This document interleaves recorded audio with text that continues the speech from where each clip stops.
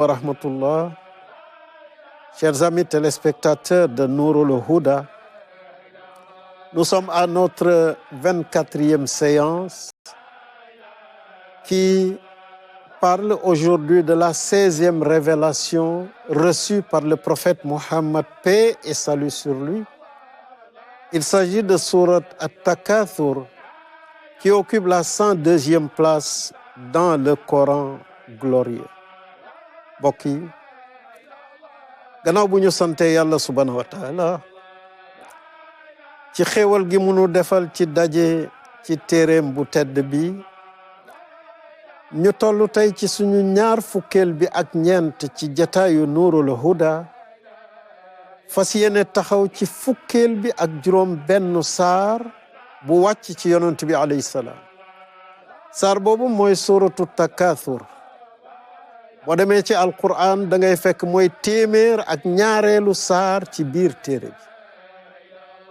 At-Takathur traite de la question des richesses, surtout de l'avidité de l'homme.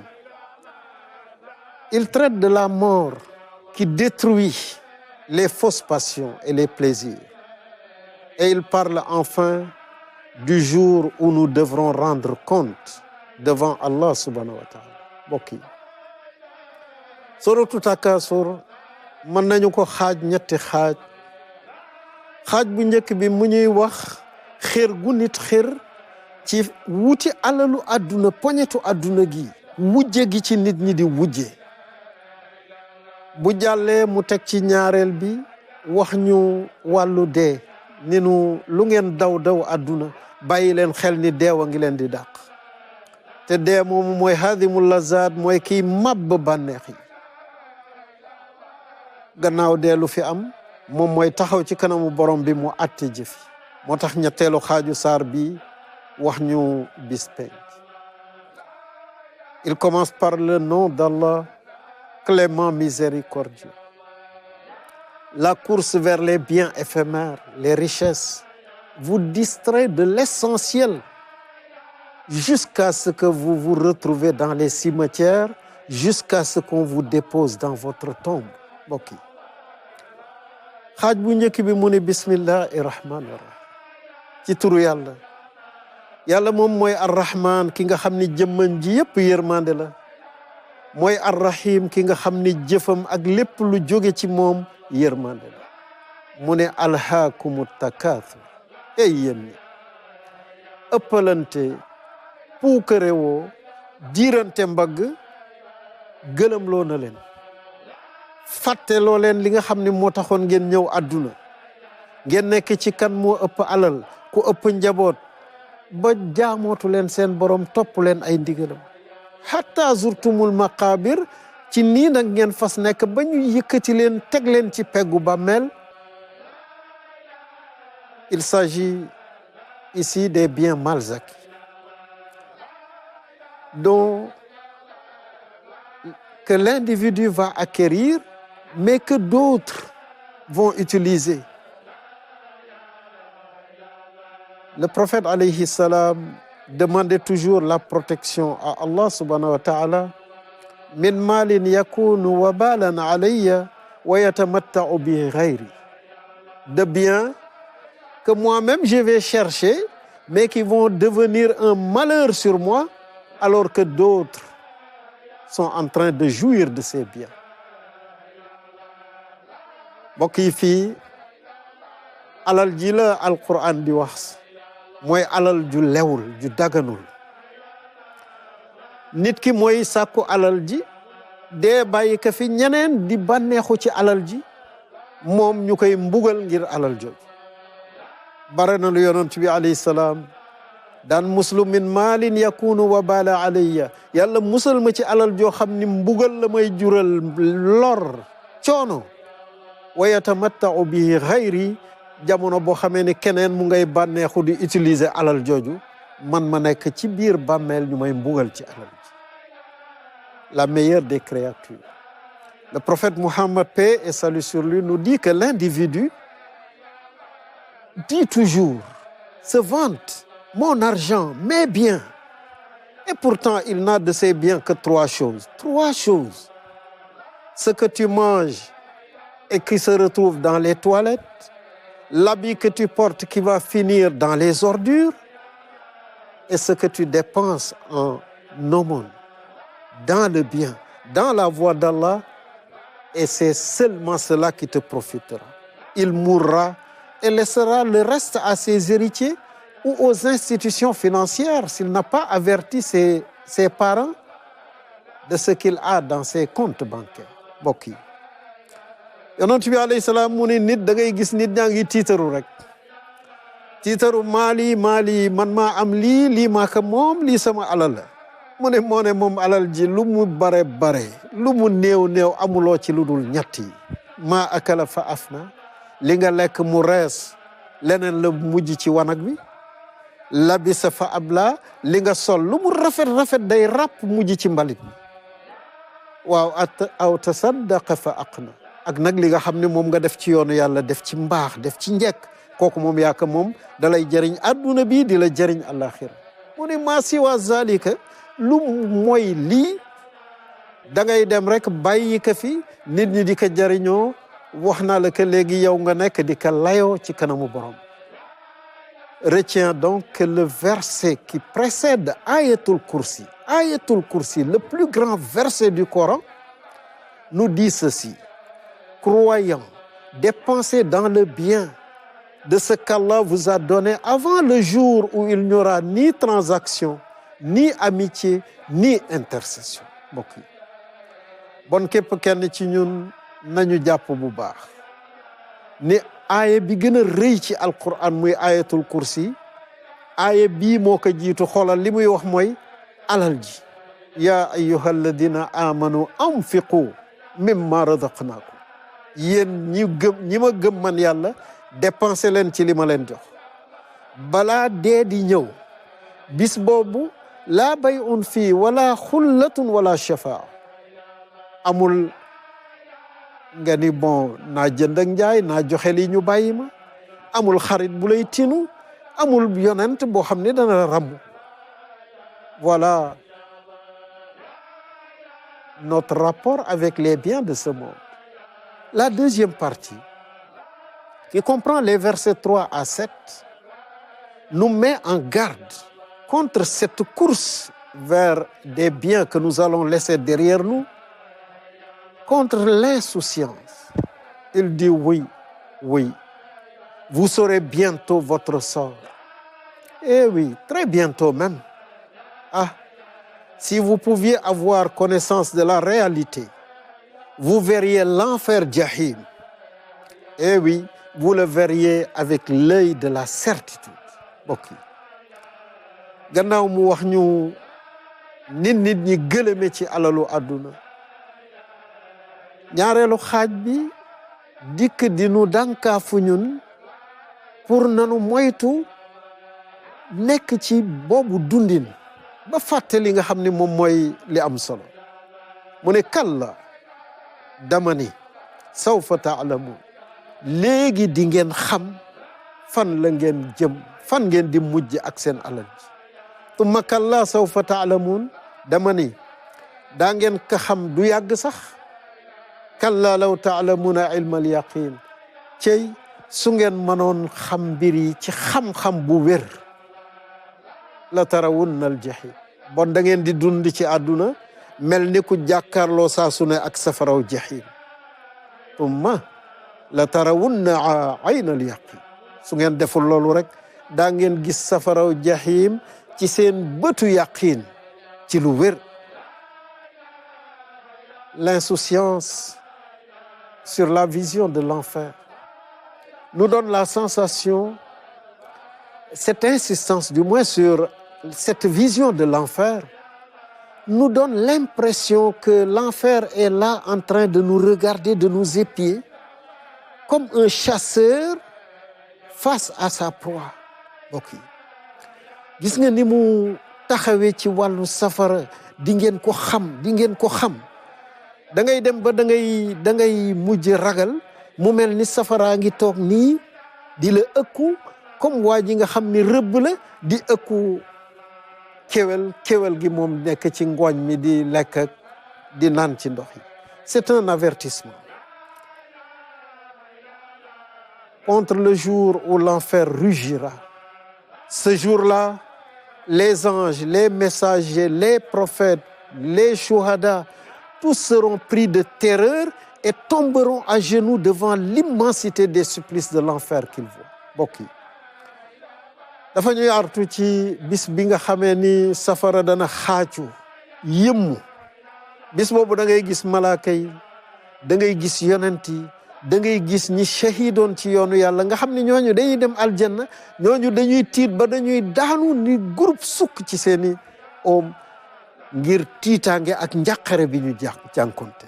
Heureusement que seuls les damnés verront l'enfer et subiront cette terreur. Car le verset 36 sourate An-Nazi'at nous dit, quand on présentera l'enfer Jahim à ceux qui doivent le voir.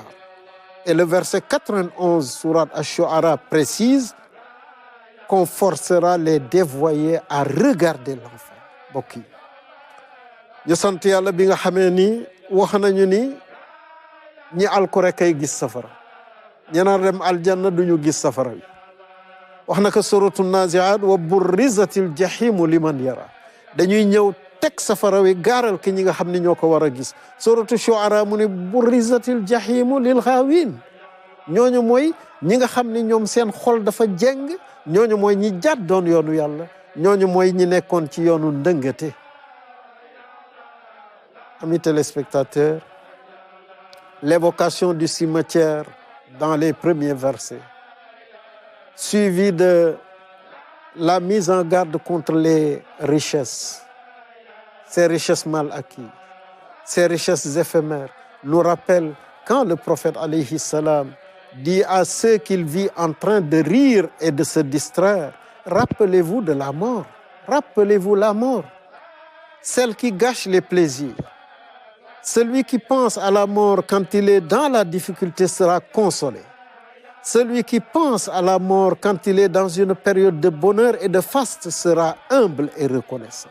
Mbokk yi ni alquran waxee tudd alal yi tudd dee dafay yóbbu sunu xel ci bis ba yonent bi alayhi salaam génnee rek gis benn mbooloo ñu ngi toog seen grand place di ree di fo di kaf di tàppante mu ne leen akthiru min dhikri haazimil lazza mu ne yéen bareel leen di tudd ki di fàttaliku ki nga xam ne mooy màbb bànneex yi.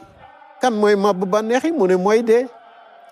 mu ne kenn du ko fàttaliku fekk yaa ngi nekk ci jafe-jafe ak xat-xatu àdduna illa wassaahu alayhi lu dul dana la teggil sa njàqare ak sa coonoy àdduna. mu ne kenn du fàttaliku dee fekk yaa ngi ci ay bànneex sa lépp mat nga fàttaliku bis bu ñu la tegee ci biir bàmmeel rek mu ne lu dul dana la def nga nekk koo xam ne kii kat daa yëg ni da nga war a woyof da nga war a dund nekk nit ci biir nit. Enfin, la troisième partie nous parle du jugement. Vous voyez la logique du Coran. La vie de ce monde et l'insouciance. La mort, c'est la résurrection et le jugement. Le jour du jugement nous dit, vous répondrez de chaque chose dont vous avez joui dans ce bas monde. Vous pensez que c'est des milliards? Non, il s'agit des plus petits plaisirs, une gorgée d'eau fraîche, le vent de votre ventilateur, de votre climatiseur, le véhicule que vous conduisez, disent les savants.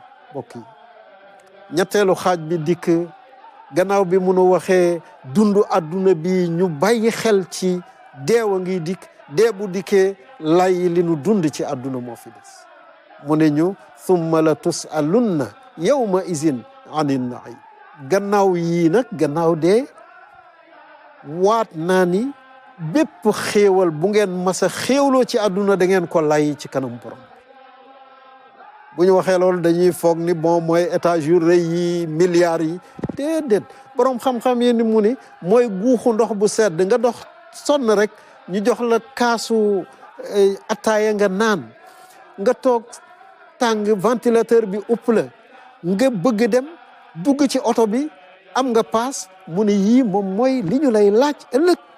La première question qu'on posera à l'individu, dit le prophète alayhi salam, est: ne t'avons-nous pas donné la santé? Ne t'avons-nous pas désaltéré d'eau fraîche? D'eau fraîche. mbokk yi li ñuy njëkk laaj nit ki bis penc yonent bi alayhi salaam mu ne mooy: waaw yow alam nu saxi laka jismak, est-ce que joxuñu la woon wér nga am kattan ci sa yaram? bu norwika minal maa il barid, est-ce que mayuñu la woon frigidaire ngay am ndox mu sedd? est-ce que amoo woon 100 francs yoo jënde mbuusu ndox bu sedd, butéelu ndox bu sedd? La meilleure des créatures, le prophète Mohammed, paix et salut sur lui, nous a informé, retenons bien cela, que personne ne quittera le jugement avant d'avoir justifié 4 choses. Sa jeunesse, comment il l'a passée. Sa vie, comment il l'a vécue. Son argent, comment il l'a acquis et en quoi il l'a dépensé. Et son savoir, qu'est-ce que tu en as appliqué. mbokk yi ki gën ci ñi yàlla bind wax na te lépp lu mu wax mooy dëgg. jàppal bu baax li mu la wax mu ne doo seqi tànk bis penc fi nga taxaw doo fi jóg lu dul da nga lijjanti ñeenti mbir yi. bi ci njëkk mooy shababuhu fi ma abla, sa ndaw mooy li ëpp solo ci dundu doomu aadama. mu ne ci lan nga ko rappal, ci lan nga passé sa ndaw. umurihi fi ma afna, sa dund nga juróom fukki at, téeméeri at yooyu loo ci def. an maalihi min ay naktasabahu wa fi ma anfaqa, alal ji nga am noo ko amee ak ci lan nga ko dugal, foo ko dépensé. ilmihi maada amila bihi, sa xam-xam bare woon nga xam-xam waaw, waaye loo ci jëfe ci sa xam-xam. Enfin, dit la meilleure des créatures, le prophète Mohammed, paix et salut sur lui, les 2 faveurs face auxquelles les gens sont les plus indifférents sont la santé et le temps libre. mbokk yi bàyyil xel ci yi yonent bi alayhi salaam mu ne gis nga ni'mataani maghbunun fihima kathir min annas, mu ne ñaari xéewal a ngi nii yoo xam ne nit ñu bare yëguñu sax ni xéewal la, jàppewuñu ko xéewal, faalewuñu ko. ñu ne ko mooy lan? mu ne as-siha, wér, nga tëdd rek mën a nelaw te naanoo comprimé, nga yeewu mën a jóg te kenn joxu la jóg, nga soxla lekk mu mën a rees, nga soxla dox sa tànk nangu dem. mu ne yooyu nit bàyyiwu ko xel. wal faraax, ak nag nga am jot libre nga, koñ bu la neex jaar, fu la neex dem, fu la neex dikk. am na ñoo xam ni taluñu, yendaluñu. wax na ko ci yeneen jataay yoo xam ni incha allahu dinañu ci dellu si. Mujahid nous dit dans son commentaire de ce verset que nous serons interrogés sur chaque plaisir que nous avons éprouvé dans ce monde. Je l'ai dit, je vais répéter: la santé, la sécurité. Tu as eu ta dépense quotidienne. Tu es parvenu à satisfaire ton besoin. Quel que soit ce besoin, tu auras à répondre de cela devant Allah subhanahu wa ta'ala. mbokk yi Mujahid boo demee ci tafsiram ci lay mu ne ñu li muy wax mooy bépp xéewal ci àdduna bii boo xam ne xéewloo nañu ko fii danañu ko lay. wax naa la ko léegi wér gi yaram, wax naa ko léegi kaaraange ak jàmm ji ngay dund, wax naa ko léegi nga yeewu rek am loo ndekkee, am loo añe, am loo reere. wax naa la ko léegi nga bëgg a dox rek nga mën a dox, nga bëgg yëkkati sa loxo nga mën ko yëkkati, nga ubbi say bët mu xool di gis. Comment as-tu réagi à ce bienfait, te dira-t-on? As-tu redoublé de gratitude et d'adoration envers Allah subhanahu wa ta'ala, ou est-ce que ce bienfait t'a rendu orgueilleux et tu es resté indifférent? Ok.